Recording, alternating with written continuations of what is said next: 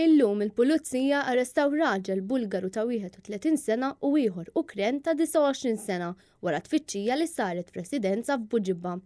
L-arresti seħħew wara li l-bieraħ il-ħabta tal-5 ta' filgħodu fl-Assa tal-Qawra kienu daħlu żewġ irġiel barranin, wieħed minnhom bil-demm ħireġ minn wiċċu minn rasu. Huma allegaw li kienu ġew aggrediti u attakkati.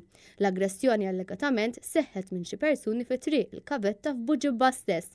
Il-pulizija sejħu minnu fiha l-ambulanza waqt li wieħed mill-irġiel dak il-ħin waqaf fl-art u ntilef minn sensieħ. Ir-raġel ittieħed l-isptar Mater Dei għal kura fejn ġie ċertifikat li sofra ġrieħi gravi.